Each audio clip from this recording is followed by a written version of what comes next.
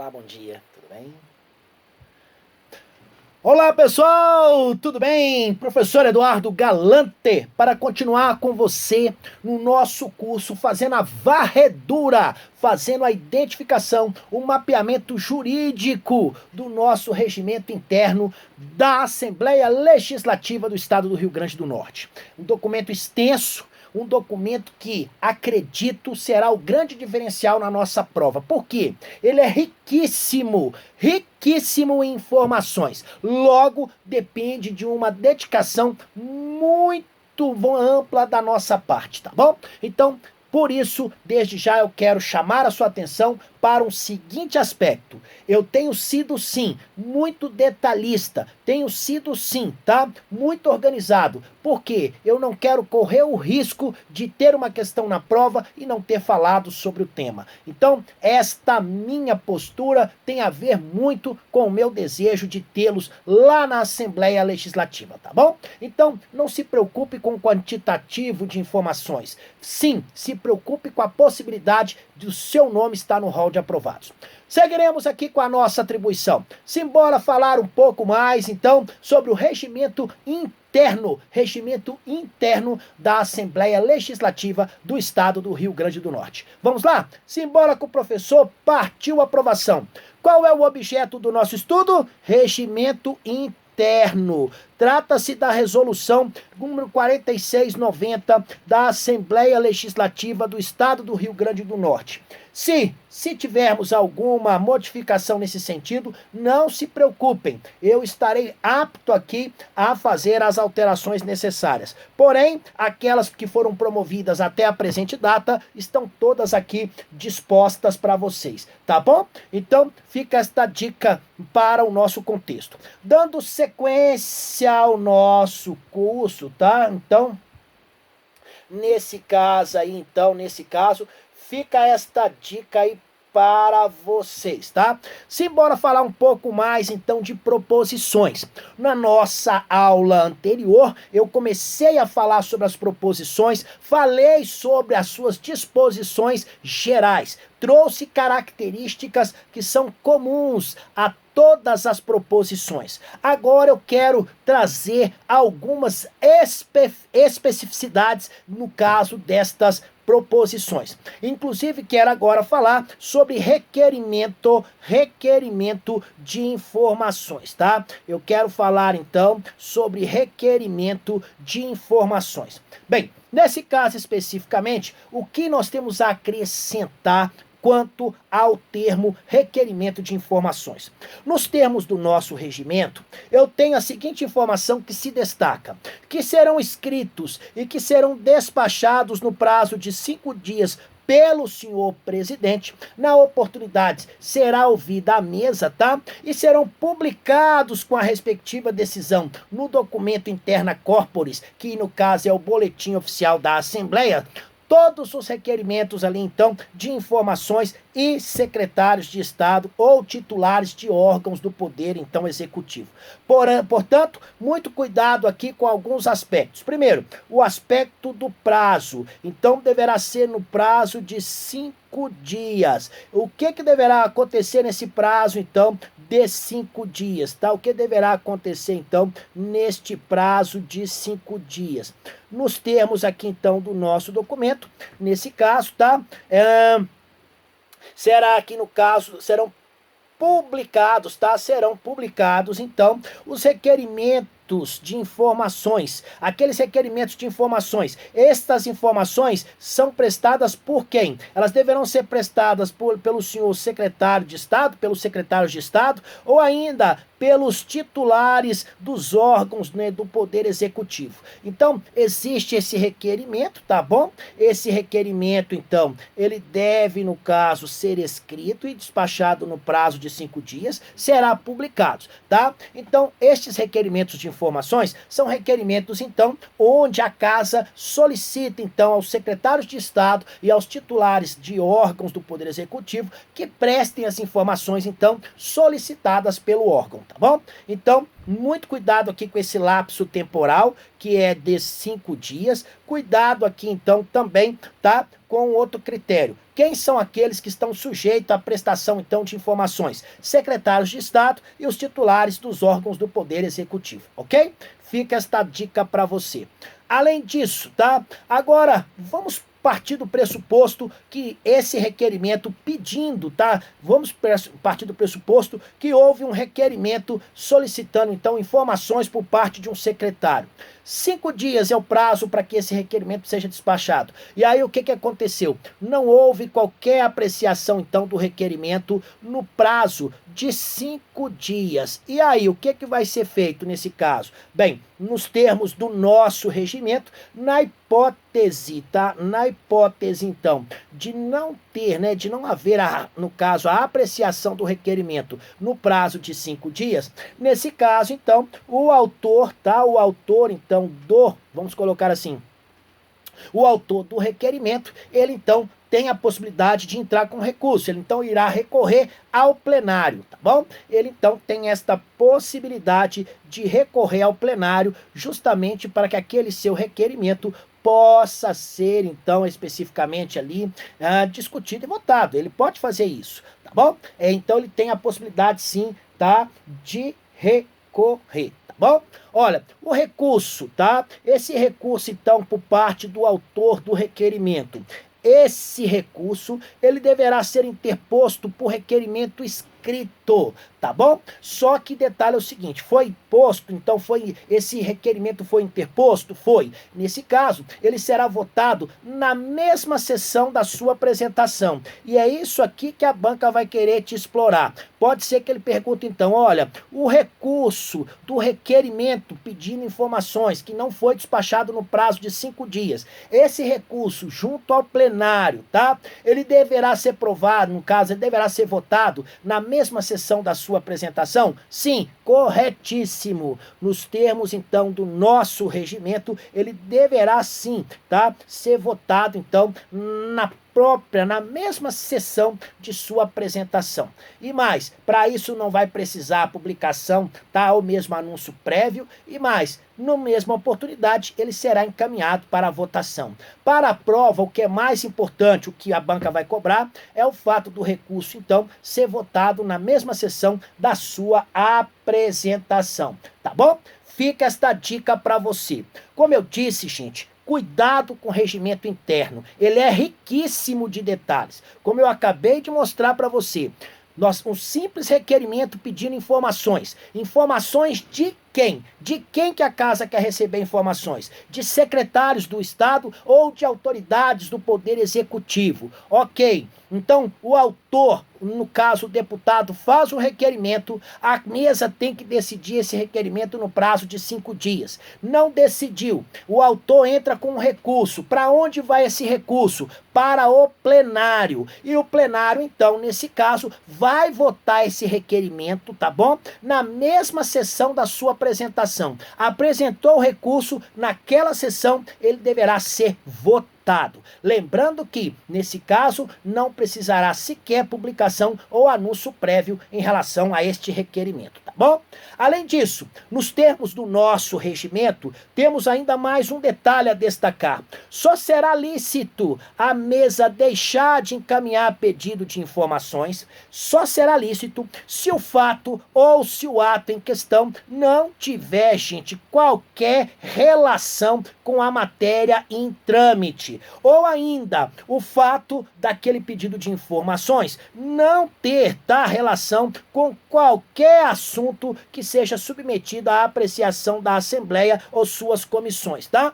Ou ainda, se aquele requerimento não for sujeito à fiscalização e controle por parte da Assembleia. Então nós temos aqui três situações que serão então necessárias para que possa ser indeferido este requerimento de pedido de informações. Primeiro, então, o fato ou o ato não tem qualquer relação aqui com a matéria legislativa que está tramitando.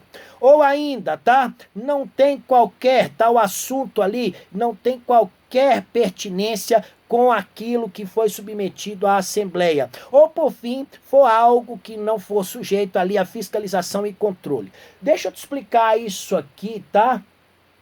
Deixa eu te explicar isso aqui e entender, para que você possa melhor compreender, então, vamos colocar esta colocação, tá bom? Preste atenção aqui no macete do Galante. Olha, gente, nós sabemos o seguinte, na Assembleia nós temos uma pluralidade de partidos. E, evidentemente, temos alguns que apoiam ao governo, que é chamado a base governista, os outros não. É claro que um determinado deputado, por que não? Ele poderia fazer um pedido de informações, por exemplo, ele é contra, né? Não faz parte da base do governo, e fazer um requerimento pedindo informações simplesmente para atender muito mais algo que é do seu interesse pessoal do que necessariamente algo que seja interesse ali da casa. E aí, justamente para evitar isso, é que nós temos então aqui estas vedações. Para que eu vou pedir informações a um secretário, por exemplo, da educação, sobre um assunto da previdência que não tem qualquer relação com a educação? É um exemplo. Para que eu vou pedir para o deputado, tá? Para que eu vou pedir então para o secretário informações sobre a sua vocação política? O que isso tem a ver com a casa? Ou ainda, vou pedir informações sobre um tema que não está sujeito à fiscalização da Assembleia. Justamente por isso, nestas situações, o pedido de informações, então, ele será indeferido, tá bom? Fica de olho aí nestas questões. Além disso, quero destacar o seguinte, preste atenção aqui. Olha, o que é? Nós sabemos que banca adora conceito, tá? Então, o que é matéria legislativa em trâmite? Então, matéria legislativa em trâmite. A todos vocês que estão, então, estudando o assunto pela primeira vez, alguns termos pode soar, então, ali com uma certa dificuldade, pode soar ali um pouco estranho ao seu contexto de vida. Não se preocupe, se isso ocorrer, pode entrar em contato comigo lá no fórum, nas redes sociais, eu estou em todas elas, @ a palavra por extenso, professor Eduardo Galante, tá bom? Esse então é o meu Instagram, no caso profissional. Tem o pessoal também, que é Eduardo Galante 71, fique à vontade. Bom, então, nesse caso específico, o que nós entendemos por matéria legislativa em trâmite? Nesse caso, gente, tá? Entende-se por matéria legislativa em trâmite o seguinte, tá? É aquela que seja objeto de proposta de emenda à Constituição, ou de projeto de lei, ou de decreto legislativo, ou de, no caso, resolução. Então, no caso, matéria legislativa em trâmite é aquilo que é a proposta em si, é a razão de ser, ou seja, é a proposta propriamente dita, tá bom? Fica esta dica para você. Nesse sentido, a mesa, então, possui algumas prerrogativas. A mesa, então, da Assembleia, ela possui algumas prerrogativas.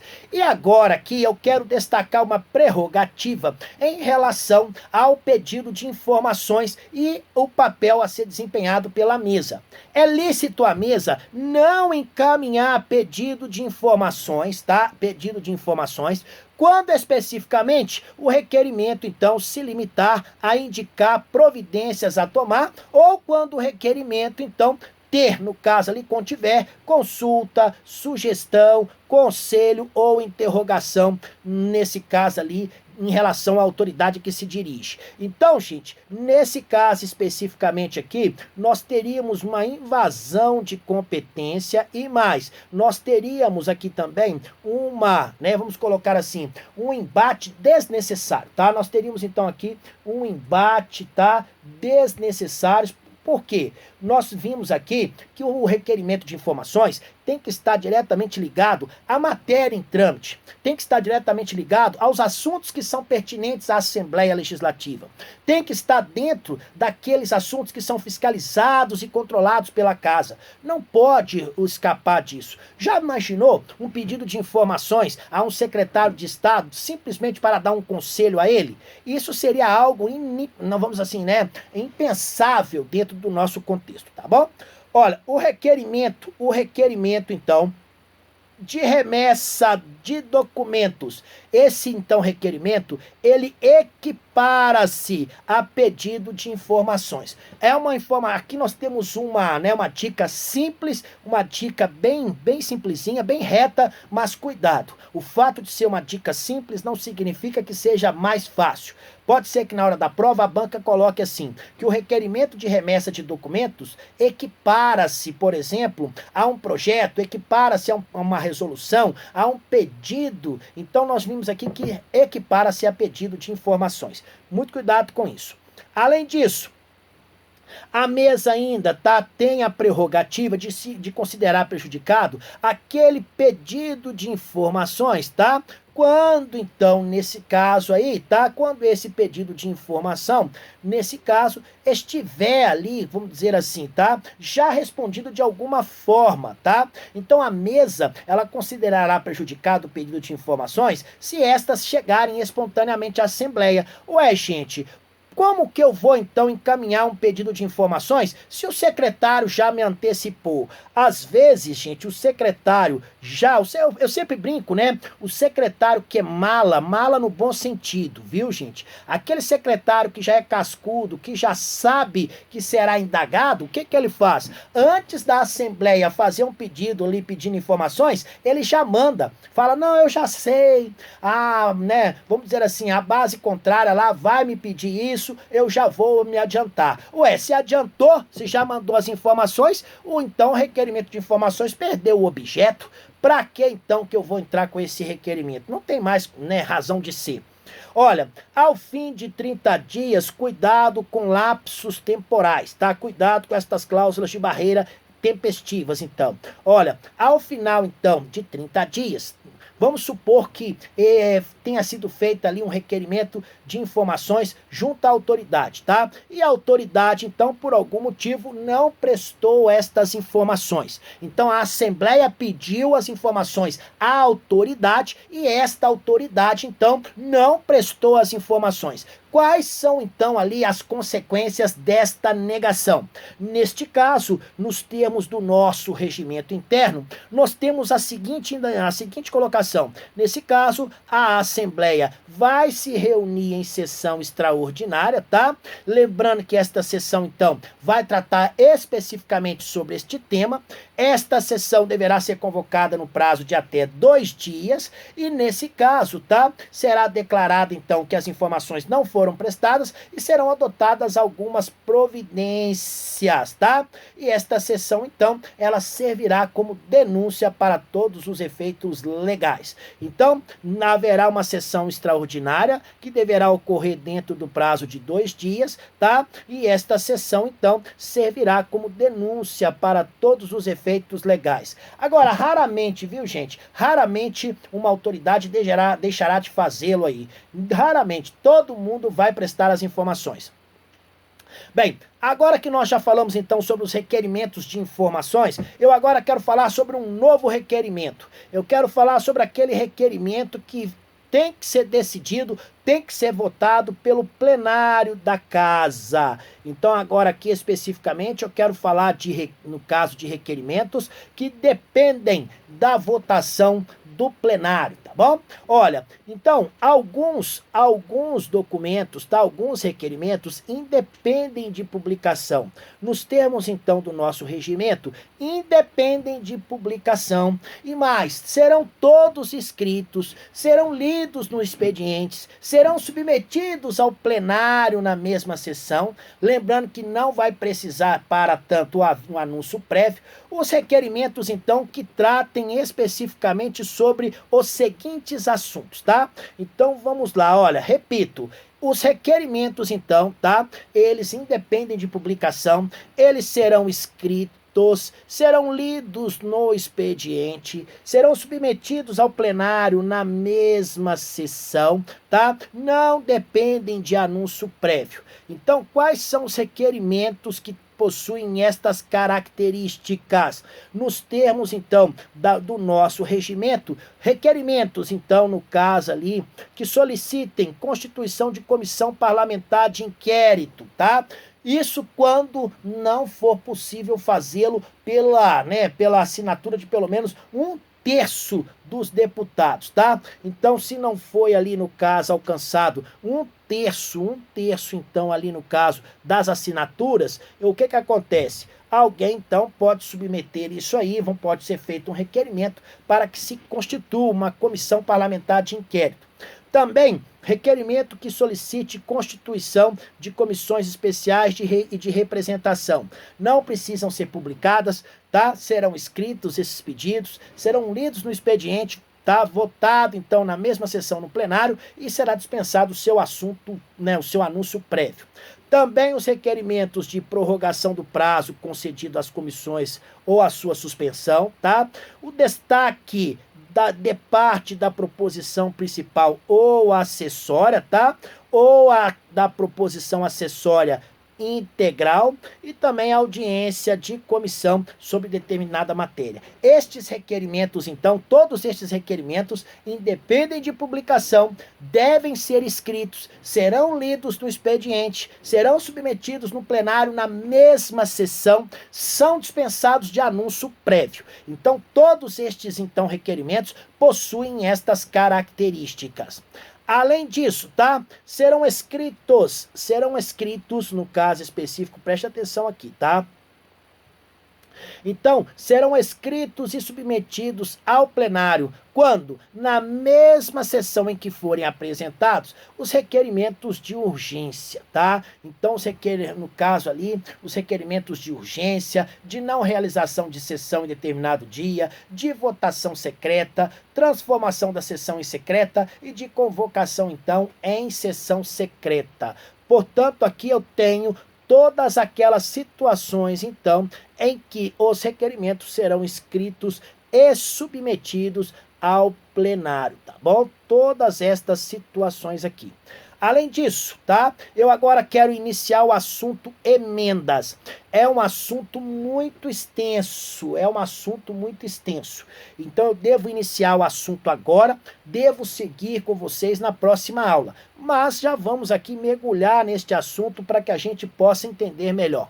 Tá? Então eu estou falando agora especificamente aí sobre, tá, a emenda. Então eu estou falando sobre proposições e dentro das proposições eu agora quero falar sobre a emenda, tá bom?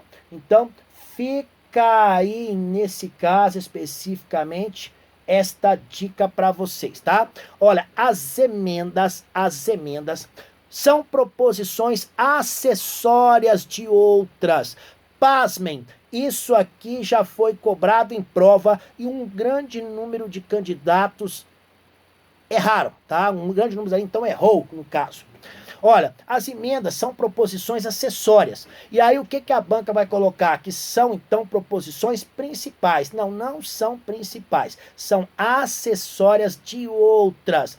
E, no caso, as emendas, nos termos do nosso regimento, tá? As emendas, elas podem ter a seguinte natureza. Elas podem ser supressivas, elas podem ser aglutinativas, podem ser substitutivas, modificativas ou aditivas.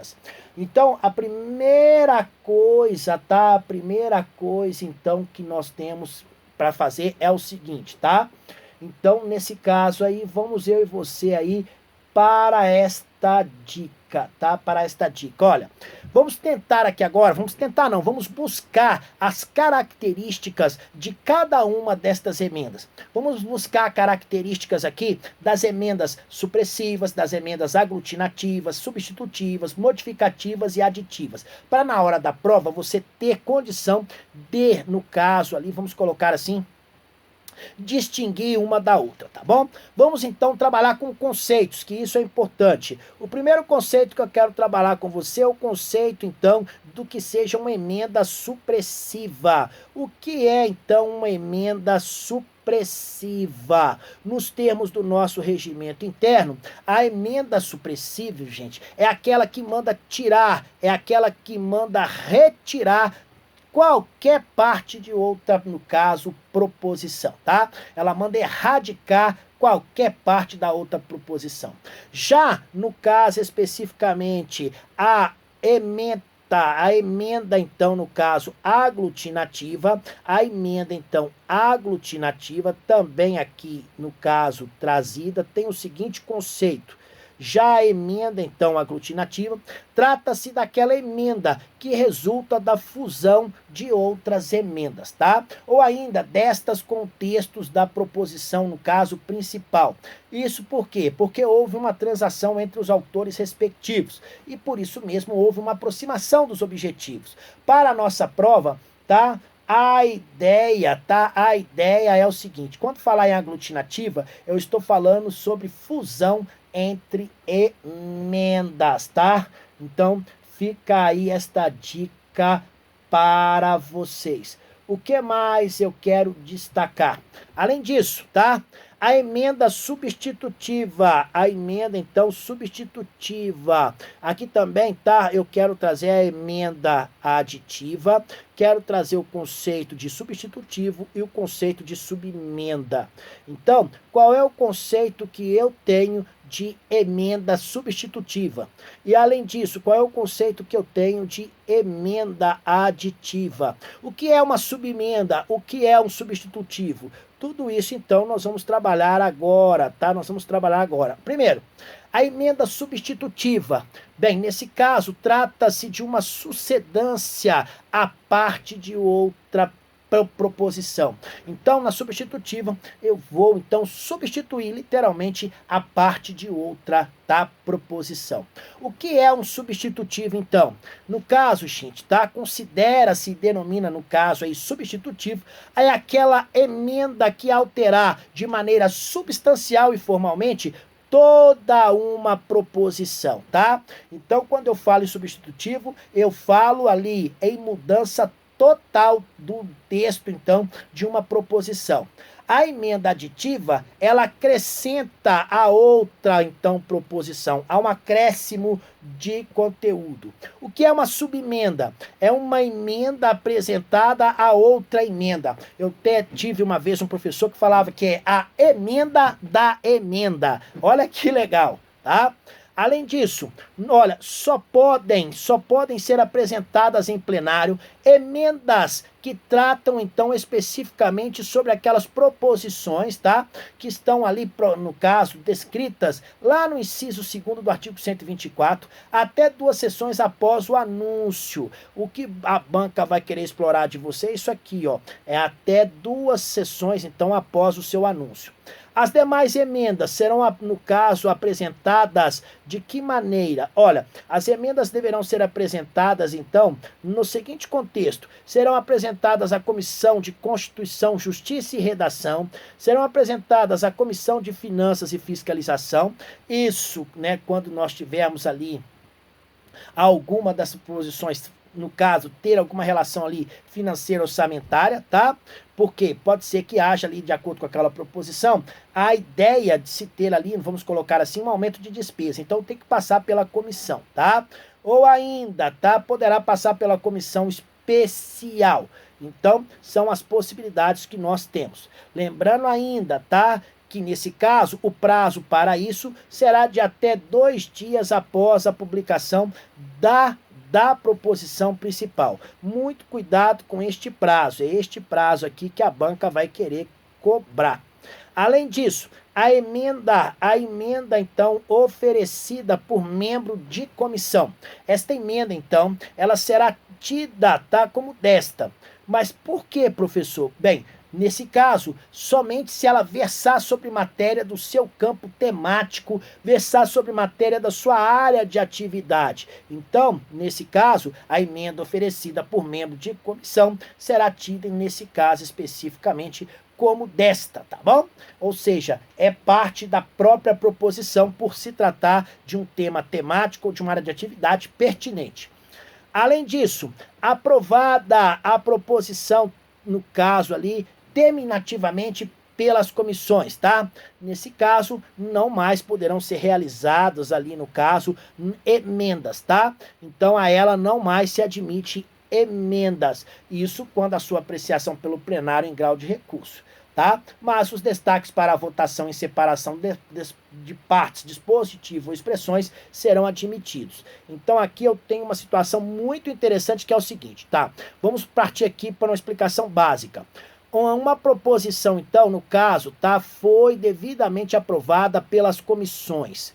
Bem, foi aprovadas. Elas podem receber emendas? Não, não pode mais, tá? Por que que elas não podem? Não podem mais porque já ficaram ali, então, terminantemente, já encerraram. Agora, os destaques, a votação em separado de partes, dispositivos e expressões, isso será admitido, tá? Então, não deixa de ser uma forma de também contestar lá o texto, mas não mais em forma, tá? No caso aí de emendas. As proposições urgentes, tá? As proposições urgentes. No caso é o seguinte, estas proposições urgentes, tá? Ou aquelas que se tornarem urgentes por deliberação do plenário, elas têm a seguinte prerrogativa. Elas só serão apresentadas, tá? No caso aqui, só podem ser apresentadas nestas proposições urgentes emendas da Comissão de Constituição, Justiça e Redação, tá? Além disso, também existe a possibilidade de se propor uma emenda em plenário, desde que esta emenda tenha ali a assinatura de pelo menos 2/3 dos membros da Assembleia. Então, espera aí, professor, vamos entender isso aqui. Proposições urgentes, como regra, vai aceitar emendas? Não, não vai. Como regra, as proposições urgentes, então, ou que se tornarem urgentes, não terão emendas. A única exceção são as emendas aplicadas, né, no caso ali, pela Comissão de Constituição, Justiça e Redação. Agora, não, professor, mas estas emendas aí não pode deixar de jeito nenhum de existirem. Ok, apresenta então estas emendas aí ao plenário e aí se 2/3, no caso ali, dos membros ali assinar esta emenda, aí sim ela poderá ser apresentada junto a essa matéria de urgência, tá bom? Fica esta dica. Será que isso cai em prova? Será que isso cai em prova? É claro que cai, tá? É claro que cai em prova. Olha só, vamos aqui resolver uma questão muito próxima daquela que você encontrará no dia da sua prova. Nos termos da resolução número 4690, que instituiu o regimento interno da Assembleia Legislativa do Estado do Rio Grande do Norte, assinale a alternativa incorreta. As proposições urgentes ou que se tornarem urgentes por deliberação do plenário, tá? Só podem ser apresentadas emendas na Comissão de Constituição, Justiça e Redação, admitindo-se, porém, emenda em plenário, quando esta for subscrita por 1/3 dos membros. Não, para que esta emenda urgente, tá? Para que esta proposição urgente receba uma emenda em plenário, é necessário que ela tenha assinatura de pelo menos 2/3 dos seus membros. Então a letra A já está errada. Letra B. O recurso será interposto por requerimento escrito, sendo votado na mesma sessão de sua apresentação, independentemente de publicação ou anúncio prévio, permitido o seu encaminhamento da votação. Correta, segue direitinho o trâmite. Só é lícito a mesa deixar de encaminhar pedido de informações se o fato ou ato em questão não se relacionar com a matéria legislativa em trâmite ou com qualquer assunto submetido à apreciação da Assembleia ou das suas comissões, ou não for sujeito à fiscalização e controle da Assembleia e de suas comissões. Ok?